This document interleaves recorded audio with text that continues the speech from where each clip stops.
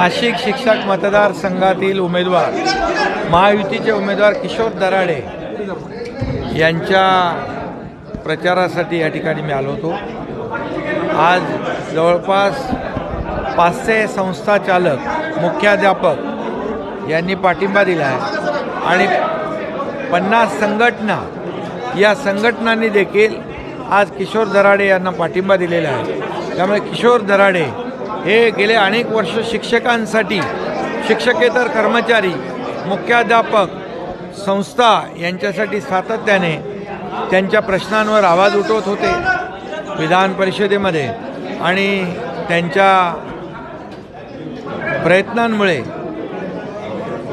अनेक लोकांना न्याय मिळाला आहे आणि म्हणून शिक्षकांमध्ये किशोर दराडे लोकप्रिय आहेत। एक हक्काचा आमदार म्हणून त्यांचं नावलौकिक आहे आणि त्यामुळे त्यांचा विजय निश्चित आहे आणि म्हणून लोकांनी देखील भरभरून आज त्यांना पाठिंबा दिलेला आहे। राष्ट्रवादीने आपला उमेदवार दिलेला आहे। ठीक आहे, आता जे काही निवडणुकीमध्ये सगळे उमेदवार एक दुसरे लढत असतात, पण किशोर दराडे हे 100% कामाच्या जोरावर या निवडणुकीत विजयी होते। शिष्टमंडळ त्या ठिकाणी गेलेलं होतं। काल बैठक झाली आणि कालच्या बैठकीमध्ये दोन्ही उपमुख्यमंत्री, इतर आमचे मंत्री सर्वजण होते आणि त्यामध्ये चांगली चर्चा झाली आणि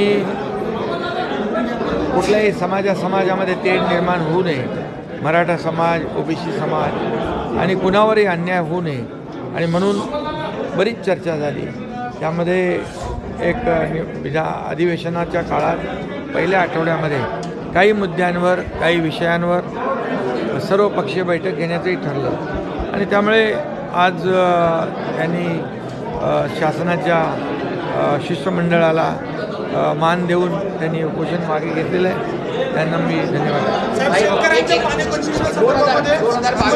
केली जाणार आहे। 22चा महाविकास आघाडीचा निर्णय होता, त्याच्या महाविकास आघाडीचा निर्णयाचा महत्त्वाचा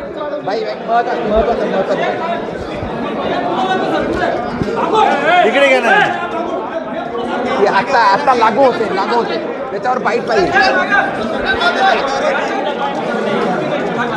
शेतकऱ्यांसाठी त्याच्या बाबतीमध्ये मी हे